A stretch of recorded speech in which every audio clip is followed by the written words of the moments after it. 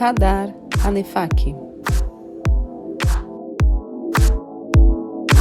Bem-vindos ao Radar ANEFAC, uma iniciativa que visa auxiliar a retomada da economia e dos negócios. Eu sou Ailton Leite, Head de Economia e Finanças da ANEFAC. No programa de hoje, vou conversar com a Luciana Bassi, Head Adjunta de Governança Corporativa na ANEFAC.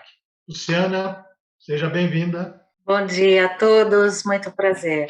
Bom, Luciana, vamos falar de governança, é muito amplo, né? Governança não é algo que a gente consegue resumir em poucas palavras, mas o mais importante da governança, que eu gostaria de ouvir a sua opinião também, sobre uma visão macro e naquilo que você entende dos objetivos da governança corporativa. Como você vê isso daí? Muito bem, Ailton, obrigada pela pergunta. Bom, nós sabemos que as empresas vivem uma mega tendência de desafios infinitos, então, inteligência artificial, mudanças climáticas, diversidade, responsabilidade social, e agora, com a pandemia, esses desafios aumentaram significantemente. Então, a governança vem ajudar as empresas a se posicionarem, a transmitir confiança para a sociedade por meio de sua responsabilidade, da equidade, da sua transparência e da prestação de contas. Existem estudos que demonstram que a confiança das empresas, dos setores, do terceiro setor, do governo, ela é muito baixa, né? Ela é muito baixa. Então, a governança visa trazer confiança para a sociedade. Olha, concordo bem. E governança a gente vai ouvindo, né? E muita gente fala muito por cima e não entra, né? E algumas coisas na governança eu percebo que o que era ontem hoje já mudou. Tem um próprio item que se fala muito na governança, que é inovação e transformação. Então isso é constante. Mas ética e integridade são coisas que estão ali. A ética não vai mudar, tem que ser o ético e as pessoas também ter a sua integridade. E mais ainda, que a gente nota muito agora, é a diversidade e inclusão. E no que se refere à inclusão, a participação, eu queria ver a sua opinião, a participação das mulheres nos conselhos. Como é que está esse crescimento do percentual de participação no Brasil? Como você vê isso em outros países? Nós estamos ainda atrasados, num ritmo lento. Como é que você enxerga isso hoje, Luciana? Sim, vamos por parte aqui. Vamos falar um pouco da questão de ética e integridade. Esse tema é extremamente relevante ainda nesse estudo de Edelman Trust. Ele compara ética com competência e ele mostra que não há instituições classificadas como ética e competente. Então, a governança faz uma grande diferença no sucesso das organizações, tanto em relação à ética e aos resultados, né? Então, não tem como fugir da governança em todos os ramos de atividade, portes e setores, né? E isso está muito relacionado também com os resultados das demonstrações financeiras, né? Não existe um resultado positivo se você não teve a ética e a competência. Você acha que as empresas que implantaram, né, e usam, não só na teoria, mas na prática, as boas práticas de governança, é correto falar que elas se valorizaram, elas tiveram se valorizaram e no mercado estão melhor colocadas e têm mais oportunidades? Um comentário desse é correto? Associar isso à governança? Olha, existem estudos que mostram que as empresas de capital aberto na B3, que estão dentro do índice de governança, elas têm maior rentabilidade nos seus resultados e no preço das ações. Então, é comprovado, sim, que uma boa governança traz resultados, agrega valor aos resultados da companhia. Não tenho a menor dúvida sobre essa questão, Ailton. E uma outra coisa que, principalmente do ano passado para cá, a gente viu que cresceu muito no mundo, né? O Brasil ainda está indo, que é sobre o ISG, que é o ambiental, social e governança, principalmente o aspecto ambiental e social, que hoje alguns fundos, grandes fundos de investimento, olham uma empresa está perfeita, mas se ela não tiver já com a sua política ambiental e social dentro das boas práticas de governança, eles já não investem. E aqueles que já investiram, eles estão exigindo que o conselho também olhe isso daí. Como é que você vê esse papel e essa importância do ambiental e social dentro das boas práticas de governança? O ISD, ele é um pilar importantíssimo para a governança. Então, nós estamos vendo esse movimento das empresas correndo atrás de revisitarem essas práticas, né? Acho que o mais relevante é a empresa entender a materialidade do E, do S e do D, aí utilizando guias de referências como o GRI, como o SASB, como o TCD-F, e a partir daí compreender o seu nível de maturidade nessas práticas e partir para a ação e implementar. Mas existe também uma grande discussão em relação ao nível de reporte, né, ao nível de transparência das práticas ISD. Então, nesse sentido, existe essa também iniciativa do relato integrado de você refletir nas suas demonstrações financeiras os resultados positivos ou negativos das práticas ESG. Olha, você relembrou agora o relato integrado, né? A gente lembra que na origem foi uma ação muito forte do príncipe William, né? Com relação ao relato integrado e aquelas incongruências quando alguém dizia que estava respeitando o seu pessoal e você olhava as demonstrações financeiras, tinha passivos trabalhistas imenso, passivo ambiental imenso, fábricas sendo fechadas, quando os números não estavam refletindo aquilo que se falava. Então, quando a gente estava vendo na época o relato integrado, esses pontos a gente achou bastante interessante. Pra você ter uma ideia, em 99 eu fui diretor de um fundo de investimento no Brasil, um fundo verde, que só investia em florestas, em produtos orgânicos, 20 anos atrás. E éramos só nós. A gente investia em florestas na Amazônia, produtos orgânicos, enfim.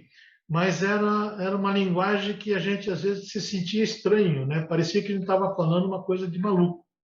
E hoje a gente vê essa importância do ambiental. Então, eu não vejo mais como olhar para frente sem conservar não só as árvores, mas conservar as pessoas, que também é tudo isso.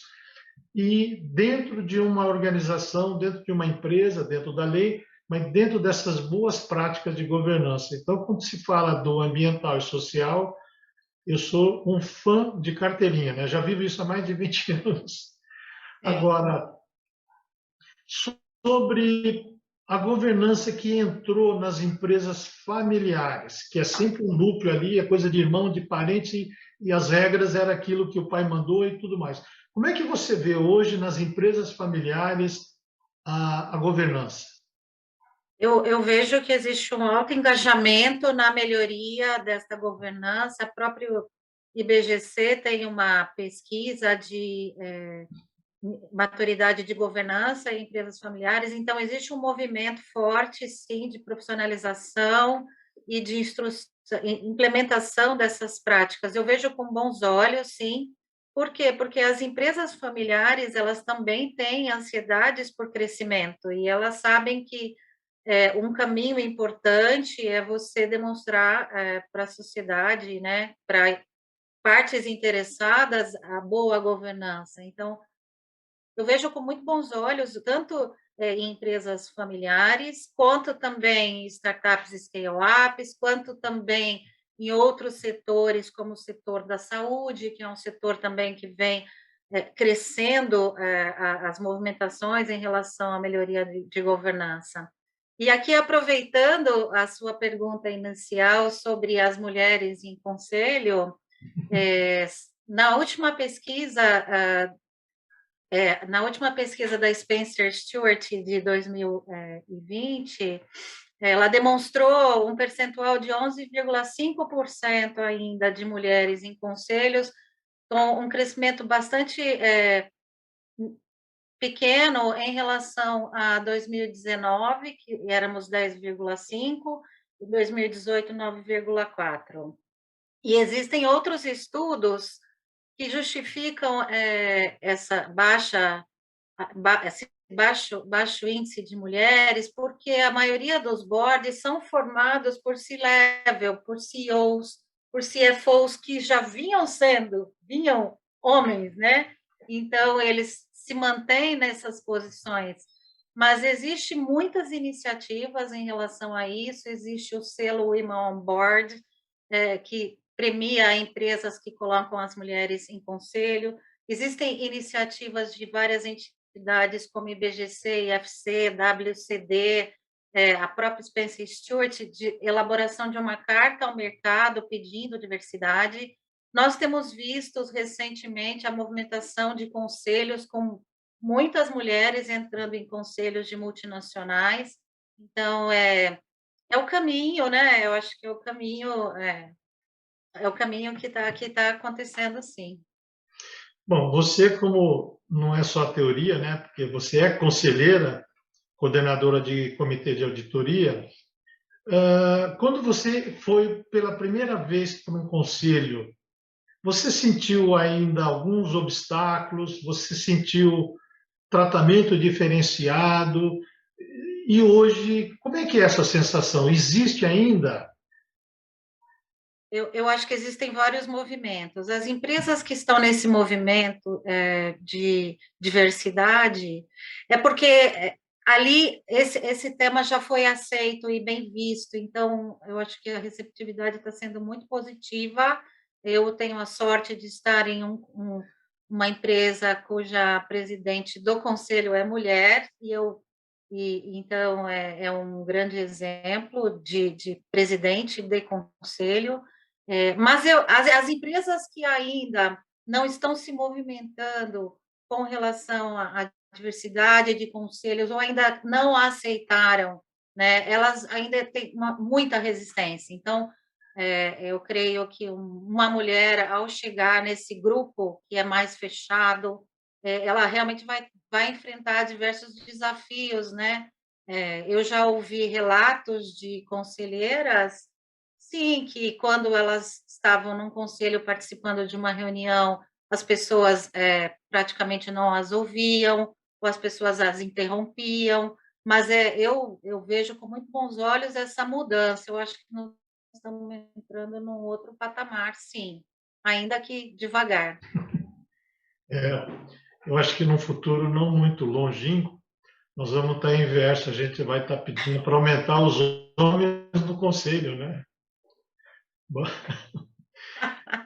E no conselho, uma das coisas que eu observo muito é, no caso da governança, é esse conflito entre os gestores e os acionistas.